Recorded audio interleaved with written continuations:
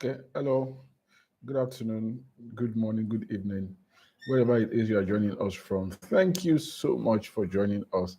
This is Living LTV live with me, Dr. Gbenga Adebayo. It's a pleasure to come here again this week as we take a look at diverse content to you today. We will to take a look at them and answer your questions. Yes, today we are doing an Ask Me Anything, AMA, Ask Me Anything. So please go ahead, feel free to ask me anything. I hope I will have the answer to your question and we'll all be the better for it. If this is your very first time of joining us, thank you so much. I'm grateful. Thank you for taking the time out to be on the show today. And if you've not subscribed to this channel, please go right ahead and subscribe. Hit that subscribe button. As you subscribe, please don't forget to hit the notification button so that you can be the first to know every time we put out new content that you love, that you appreciate, that will be of benefit to you on Living Health TV. And we have tons and tons and tons of content that will be of benefit to you. Please go right ahead and click on the like button, share this video with your friends and your loved ones, and it will be a pleasure for us to come your way every time as we do this Friday, coming your way on Living LTV Live. So please, I want to ask you to please go right ahead right now and just let people know that we are live. Let people know that we are live. Let me go ahead and share it and let my friends know that we are live, right? Click the like button and let people know that we are live. Ask me anything. We are live. We are live, right? Okay, yeah, yeah. Go ahead and let your friends know we are live. Okay, and we are live.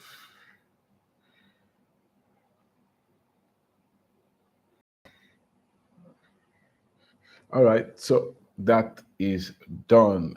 We know some people, we have some questions that have been banked in before today. Um, so we'll be taking those questions, and please go right ahead if you are joining us from anywhere. And even if you didn't follow live, you still have your questions and like them to get. Please go right ahead and drop them in the comment section. Drop a comment. Let us know where you're watching from, and drop your questions there. We will be happy to answer your questions. All right, so let's have the first question. My colleague, please, let's have the first questions of the question, the first of the many questions that have been sent in. So I always like AMAs because AMAs gives me an opportunity to ask to answer a wide variety of questions rather than just taking one topic and trying to find out what people want to say or know about. In the narrow question, we can answer a whole range of questions.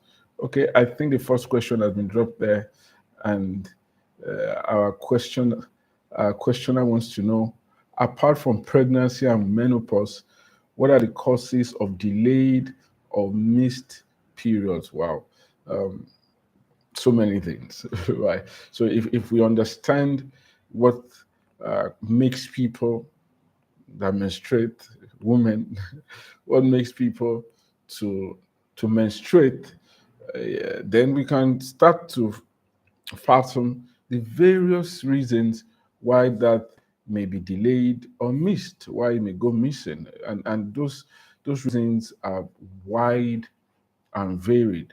It can go from something as obvious as the person not being a woman.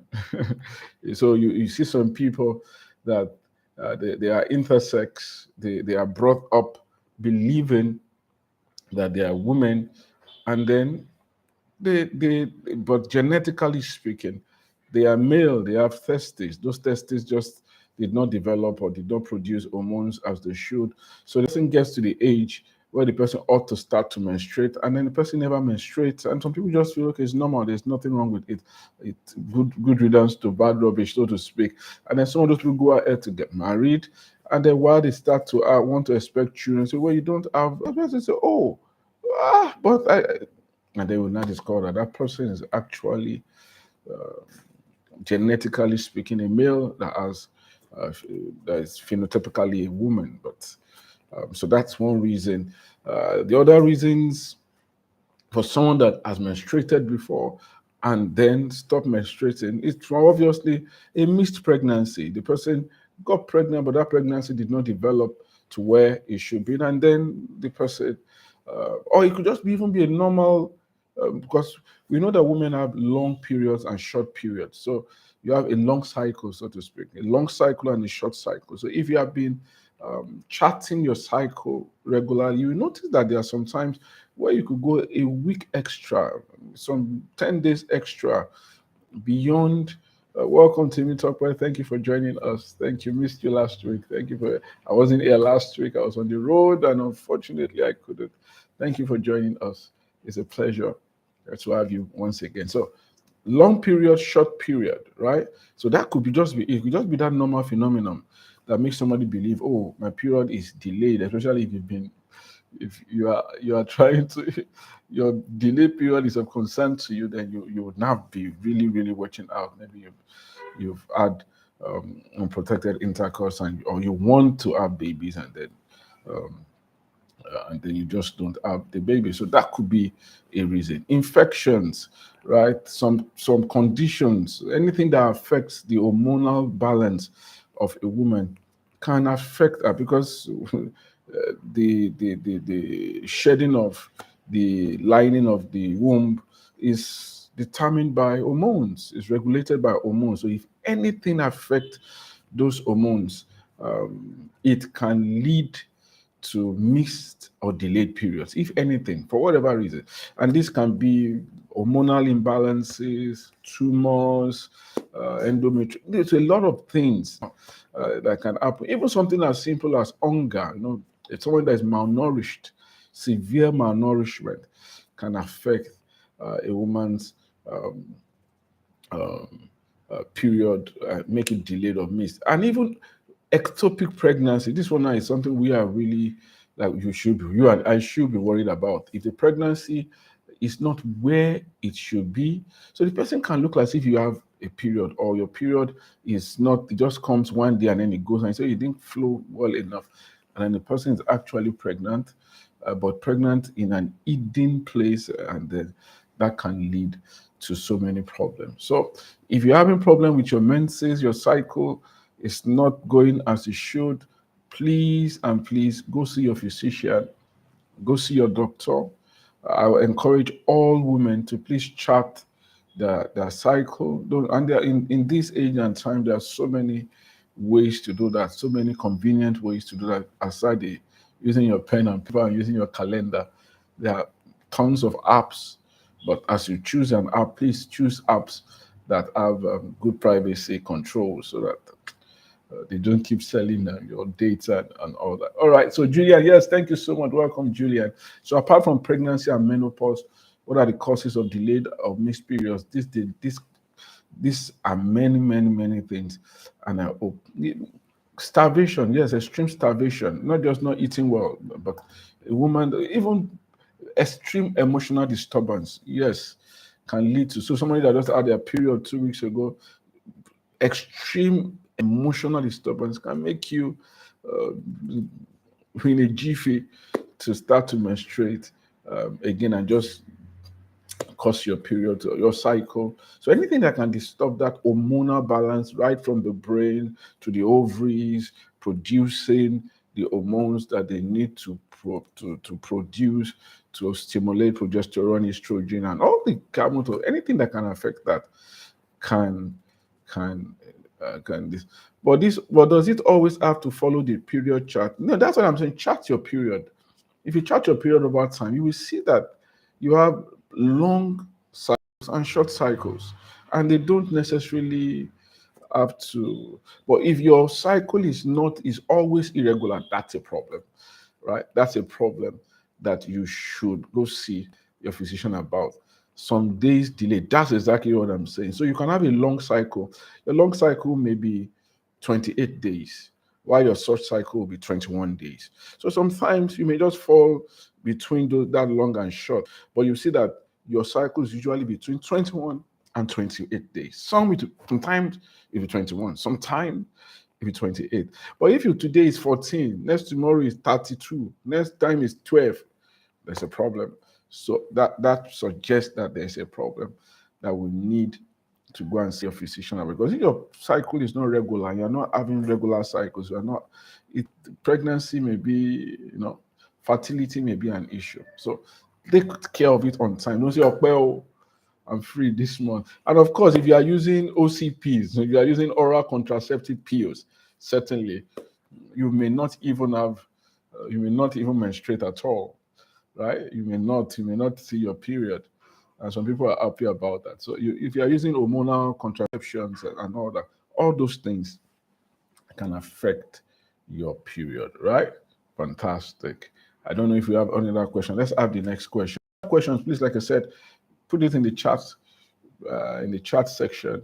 We'll be happy to answer that. So some delays are normal. A few days. It's not clockwork. It can come maybe 2 days, 1 day. What is the best way? Or this is a funny question. What is the best way to get rid of vagina odor? I don't know what that means actually, because if your vagina is normal, you should have odor. Everybody has odor. So I assume that this person is talking about foul odor. So, but there is like just normal human beings. Everybody has a smell, even beyond the body. When people talk about BO, you have body odor. You have body odor. Everybody has a body odor. You have a smell that's unique to you, and that smell changes based on how you feel, based on what you eat, based on what's going on with you. So your smell changes. So the problem now is, however, a foul odor. That you have an odor doesn't mean it has to be foul. No. So a foul smelling odor is not nice. It's not cool. And some smells may be a harbinger of something that is wrong. So the smell, what we smell, a foul, dirty, dead odor speaks of something. A fishy smell also speaks of something. So I think it all starts with hygiene, basic hygiene. We say to people, and that's the fact of the matter, is that contrary to what a lot of people we think, the vagina is not it's not a dirty place. It's not. It's not. In fact, your mouth is dirtier than your vagina. Vagina is largely a sterile place. Um, doesn't have dangerous organisms. Largely, right? So it's not a foul. I think we need a lot of women, men as well, need to change that thinking that their private parts, the vaginal canal and all those, that there is a dirty place. It's not. It's a clean place. It's a largely a clean place. However, the external the vulva, the external part of the female reproductive tract, produces things. It produces, you have some glands there that produce. So normal hygiene is just what you need to do. You need to wash. And based on this thinking that it's a dirty place, of course, once there's a market, human psychology, people think that something is wrong. People will produce something that you think will be. So you have all these kind of washes, just clean up normally, especially after using the toilet. Clean in the prescribed way. While the vagina is a clean place, the anus, the perianal area, and the anus generally is not a clean place. In fact, the rectum and the anal canal is probably the the dirtiest place in the human body, and it's good that it's the organisms that they also have a purpose. So don't introduce. Um, if you introduce, if you don't wash, if you walk, you are washing back and forth, back and forth. No, you walk only in one direction. That's from front to the back. If you are washing back and forth, it's possible for you to introduce an infection, and an infection will now come smells, right? Different smells for different infections. A bacterial infection will have, even amongst the bacteria, different bacteria will give different kinds of smell and different kinds of symptoms. Yeast will give another kind of smell. So what we'll say is, what is the best way to get rid of vaginal odor? First, let's know that a normal vagina has its own smell, just like every other person, human beings have their smell, right? But now, when we now have a foul smelling odor, the best way to get rid of a foul smelling odor, because the vagina should not smell foul. If you now have a foul smelling odor, is for us to know what is the cause of that foul smelling odor and to treat it, right? But we'll advise all women generally to maintain normal hygiene, right? Normal hygiene. So let's change our minds. Let's refresh. Or I don't know.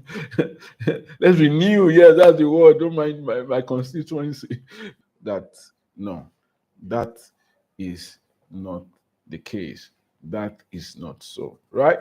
Thank you. Thank you.